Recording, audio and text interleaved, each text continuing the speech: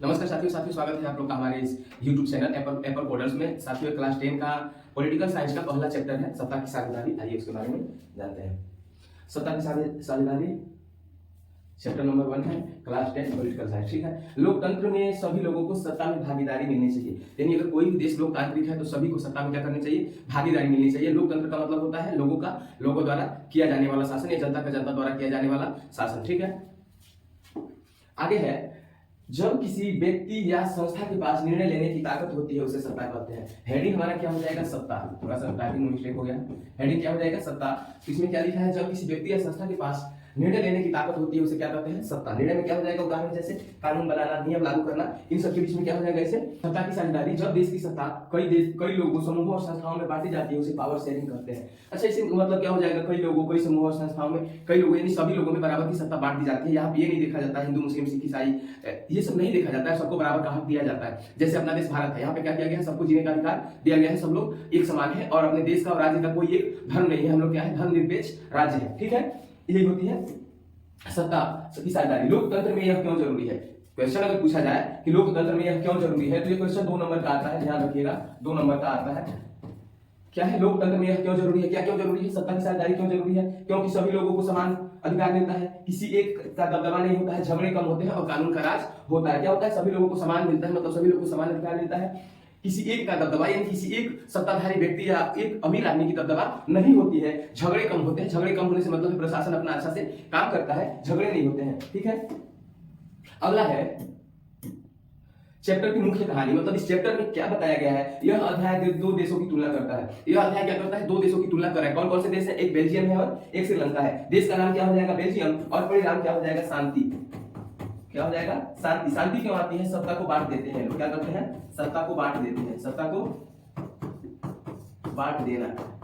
Belgium क्या करता है, बेल्जियम होशियार देश है, ये अपने आप में लोगों को लोकतांत्रिक तरीके से रखना जानता है। क्या करता है, ये देश का नाम है बेल्जियम और परिणाम क्या होता है, यहाँ पे शांति होती है। लेकिन इसके विपरीत श्रीलंका में शांति व्यवस्था नहीं होती। तो दोनों देशों की तुलना की गई है।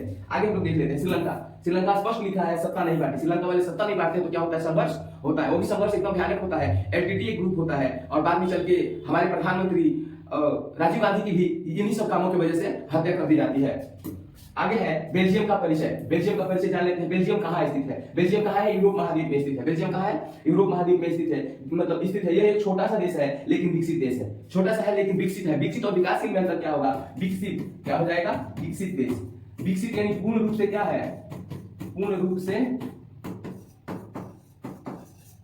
विकसित, यानी पूर्ण रूप से विकसित हो चुका है, पूर्ण रूप से विकास हो चुका है। विकसित या क्वेश्चन में कर लेते हैं विकास, क्या हो जाता है, पूर्ण रूप से विकसित या इसका विकास हो चुका है। अगर हम लोग हैं भारत, एज एग्जांपल लेते हैं, भारत कैसा देश है, अगर विकसित और विकासशील में चुनना हो तो क्या चुनेंगे, हम लोग एक विकासशील देश है। कौन सा देश है, विकासशील। भारत एक कैसा देश है, भारत एक विकासशील देश है, यानी हम लोगों से कई गुना आगे है कौन, बेल्जियम। अच्छा, बेल्जियम की राजधानी क्या है, ब्रुसेल्स है। बेल्जियम की राजधानी क्या है, ब्रुसेल्स। बेल्जियम की राजधानी क्या होती है, ब्रुसेल्स होती है। बेल्जियम की राजधानी ब्रुसेल्स। आगे हम लोग आते हैं, लिखा है बेल्जियम की राजधानी क्या होती है, ब्रुसेल्स होती है। बेल्जियम में रहने वाले समुदाय क्या होता है, बेल्जियम में रहने वाले समुदाय और उसका प्रतिशत कितना है, कितना परसेंट लोग बेल्जियम में रहते हैं, समुदाय। ठीक है, समुदाय से मतलब है प्रतिशत में कितने लोग रहते हैं। इसमें क्या हो जाएगा, डच भाषा के कितने परसेंट लोग रहते हैं, 59% लोग रहते हैं। फ्रेंच भाषा के 40% लोग, कितना, डच भाषा वाले 59%। ठीक, आई फ्रेंच भाषा वाले, फ्रेंच भाषा वाले हो जाएंगे 40%, कितना परसेंट। और ये थोड़ा मिस्टेक हुआ है तो जर्मनी है, जर्मनी कितना परसेंट है, जर्मनी भाषा वाले 1% लोग हैं।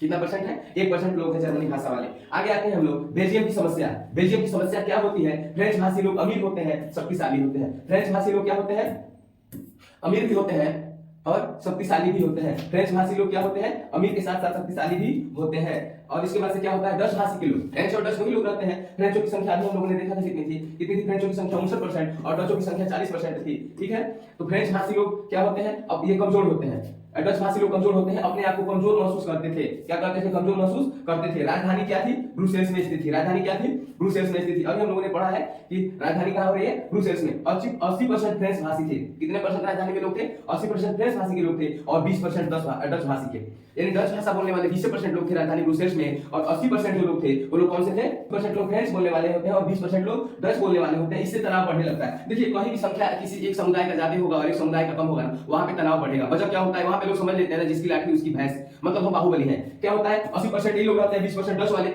मतलब तनावपूर्ण स्थिति होने लगती है। ठीक है, आगे क्या है, बेल्जियम ने क्या समाधान निकाला, बेल्जियम ने भी तो कुछ समाधान निकाला होगा ना। बेल्जियम ने सत्ता बांट दी। अब जाके जैसे श्रीलंका में बेल्जियम ने अपना होशियारी किया था, क्या यूरोप में एक छोटा सा देश जो क्या करता है, सत्ता बांट देता है, लोगों की लड़ाई ना हो, देश की प्रगति के लिए सत्ता बांट देता है, केंद्र सरकार में बराबरी का हक सबको दे देता है। क्या करता है, केंद्र सरकार में सबको बराबरी का हक दे देता है, दोनों समुदायों को बराबरी मंत्री पद दे दिए गए, दोनों समुदायों को क्या दे दिया जाता है, बराबर का मंत्री पद दे दिया जाता है। सरकार, राज्य सरकार बनाई गई, क्या होता है, राज्य में भी सरकार बनाई जाती है, अलग अलग क्षेत्रों को शक्तियां दे दी गई। अगर कोई भी क्षेत्र बड़ा है ना, उसको छोटा छोटा खंड में बांट देने पर उस क्षेत्र का विकास होने लगता है। बेल्जियम जो भी था वो क्या किया गया, बहुत बड़ा देश नहीं है, उसका क्या है, उसका ना जनसंख्या 1 करोड़ है। कितना है, बेल्जियम की जनसंख्या 1 करोड़ है, जबकि हमारा एक राज्य है हरियाणा, क्या है, हमारा राज्य है एक हरियाणा, उसका जनसंख्या 2 करोड़ है।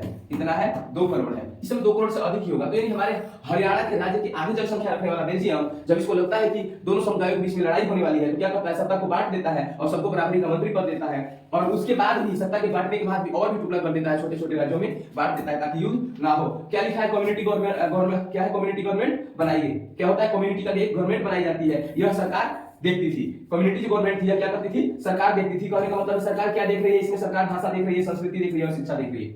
सरकार क्या क्या देख रही है, भाषा देख रही है, संस्कृति और शिक्षा, ताकि फिर से आगे युद्ध ना हो सके। दोस्तों थोड़ा सा और बचा है, बेल्जियम मॉड्यूल का परिणाम और फायदे, यानी बेल्जियम मॉड्यूल के क्या परिणाम हुए और इसके फायदे क्या हुए। फायदे क्या हो रहे हैं, झगड़े कम हो गए, सभी लोगों को समान मिला, सभी लोगों को समान अधिकार मिलता है, देश एकजुट हुआ और लोकतंत्र मजबूत हुआ। यानी जब हमने एज एग्जांपल लिया, एक पेन है, अगर इसके साथ एक और जोड़ दें तो टूटना आसान नहीं होगा। यानी छोटे छोटे जितने लोग थे, जितने समुदाय थे, जो आपस में लड़ते और संघर्ष करते रहते थे, एकजुट हो जा रहे हैं, एकजुट होने से इनकी देश प्रगति कर रहा है। और यही वजह है कि बेल्जियम आज विकसित देश है और हम लोग क्या है, विकासशील देश है। वैसे हमारी जनसंख्या तो काफी ज्यादा है, फिलहाल हम कंपेयर नहीं कर सकते बेल्जियम और भारत से। दोस्तों अभी के लिए सिर्फ इतना ही, अगला पार्ट जल्दी आएगा। नमस्कार।